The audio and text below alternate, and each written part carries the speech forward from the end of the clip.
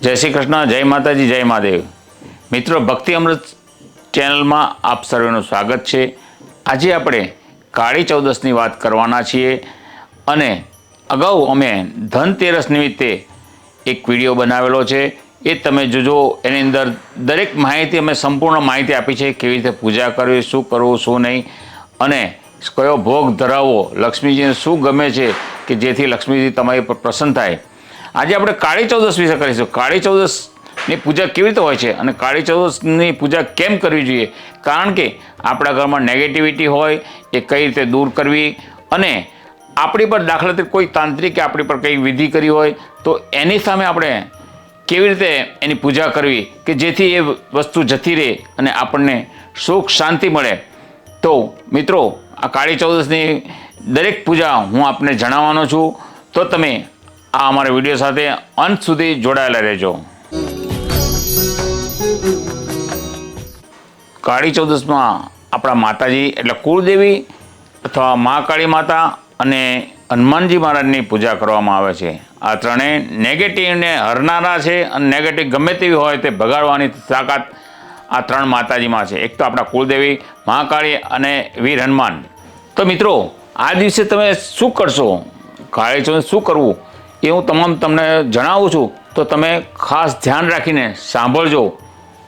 તો મિત્રો, સવારે વહેલા ઉઠી તમારે ઘરમાં ગંગાજળનો છંટકાવ કરવાનો, ગૌમૂત્ર હોય તો ગૌમૂત્રનો છંટકાવ કરવાનો. આ રીતે ઘરની શુદ્ધિ કરીને તમે પોતે શુદ્ધ થવાનું અને ત્યારબાદ માતાજી પાસે બેસી અને એમની પૂજા કરવાની હોય છે.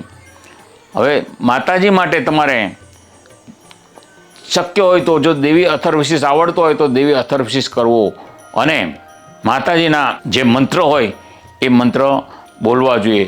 મહાકાળીનો મંત્ર છે જયંતી મંગલા કાલી ભદ્રકાલી કૃપાલિની દુર્ગા ક્ષમા શિવા દાત્રી સ્વાહા સ્વધા નમોસ્તુતે. આ રીતે મંત્ર બોલવાથી મહાકાળી માતા પસંદ થાય છે અને તેની આ મંત્રની માળા પણ કરવી જોઈએ.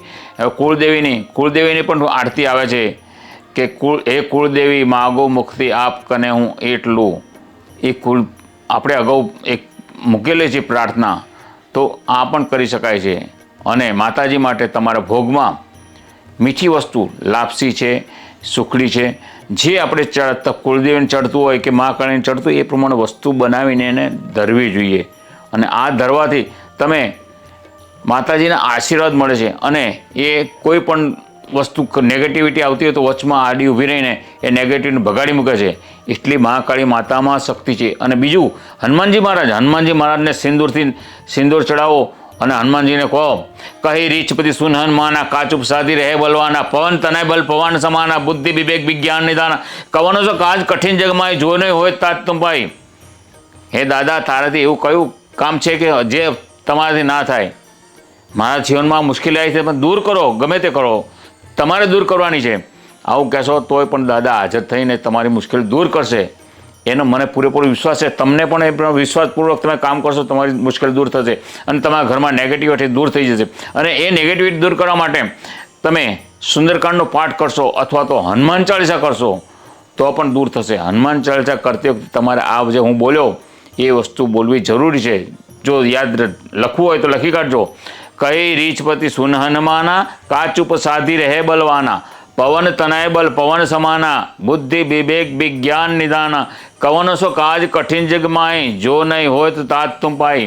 આટલું બોલીને પછી શ્રી ગુરુ ચરણ સરોજ નિજમ અનુકૂળ થતા એ રીતે તમારે હનુમાન ચાલીસા ચાલુ કરવાની. શક્ય હોય એટલે 108 કરો તો 108 કરો, પણ આ જેટલું તમે હનુમાનજીનું નામ લેશો એટલું તમારા જીવનમાં સુખ સંપત્તિ અને સમૃદ્ધિ આવશે અને જે કોઈ ઘરમાં નેગેટિવિટી છે એ દૂર થઈ જશે. તો આ પ્રમાણે કરજો.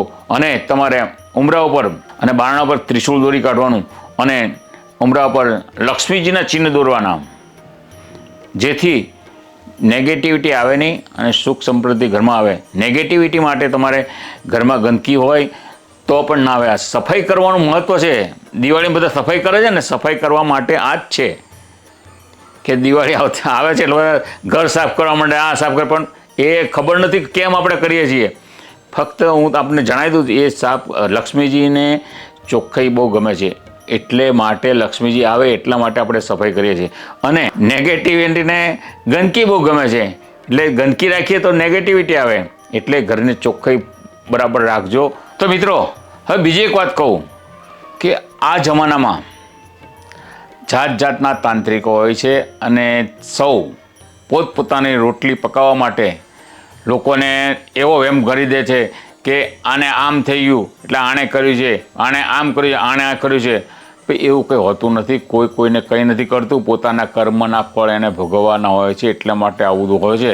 પણ એણે છતાંય મગજમાંથી આવા હોય તો આ મગજમાંથી બધું કાઢી કાઢવાનું અને મગજ એકદમ ફ્રેશ કરી કાઢવાનું.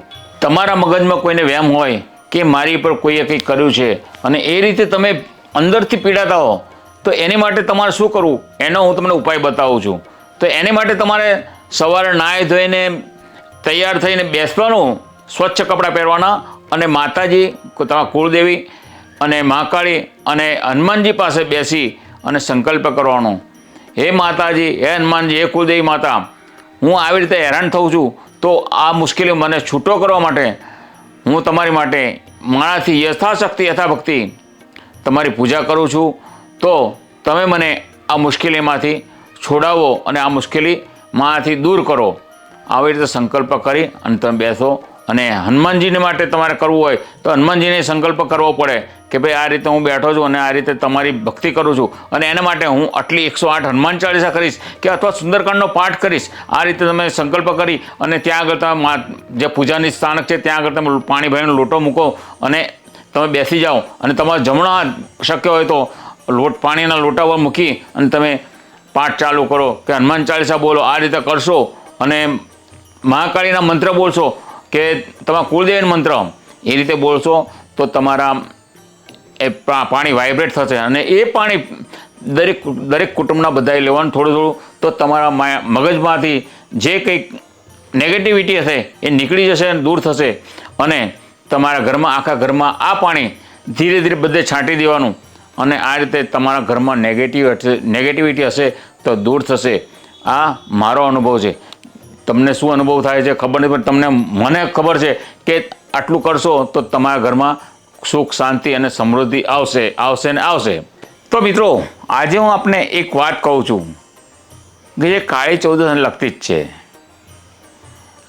એક વખત હું મારા ઘરે શાંતિથી બેઠો હતો ત્યારે એક અમારા ક્લાયન્ટનો ફોન આવ્યો કે દાદા મારા ઘરે આવો ને, મારા ભાઈને તકલીફ છે અને તે પોતે આ જે ઘરમાં રહે છે ત્યાં બહુ તકલીફ છે, તો તમે આવો.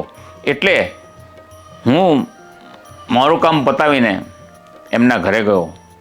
ત્યાં બંને બહેનો મારી સાથે આવી અને અમે ત્રણેય જણા એમના ઘરે ગયા, જોયું અને મને નેગેટિવિટી જેવું લાગ્યું નહીં, શાંતિ લાગી.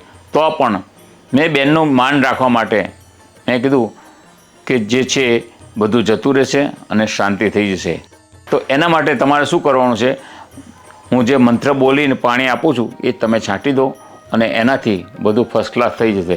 ત્યાર પછી હું બેઠો અને શાંતિથી ભગવાનનું નામ લીધું અને મંત્ર બોલ્યો, હનુમાનજીના મંત્ર બોલ્યો, મહાકાળીના મંત્ર બોલ્યો અને કુળદેવીના મંત્ર બોલીને મેં પાણી લીધું અને બધે છાંટી દીધું અને પછી અમે લોકો ઘરે આવતા રહ્યા. ત્યાર પછી બીજા દિવસે એ જ ભાઈ કે જે કહેતો હતો મારા ઘરમાં વાસણ પડે છે ને આ છે ને તે એવું થાય છે, ત્યારે બીજા દિવસે એનો રિપોર્ટ આવ્યો કે મારા તમે જે પાણી છાંટી દીધું ત્યાર પછી એકદમ શાંતિ છે. તો આવી રીતનું મગજમાં ઘણાને વહેમ હોય છે, પણ આ વહેમ નીકળી ગયો અને એ માણસ અત્યારે શાંતિથી સુખેથી રહે છે. તો મિત્રો, આ બધું ધ્યાન રાખવું જોઈએ. આ બધું ખોટા વહેમ આપણે પણ આપણા મગજમાં નહીં રાખવાના. વહેમનું અસર કંઈ નથી. તો આવું દાખલા તરીકે હોય તોય તમારે આ રીતે હનુમાનજીની પૂજા કરો, માતાજીની પૂજા, કુળદેવી પૂજા કરો, મહાકાળીની પૂજા કરો, જેથી કરીને તમારી નેગેટિવિટી દૂર થઈ જશે.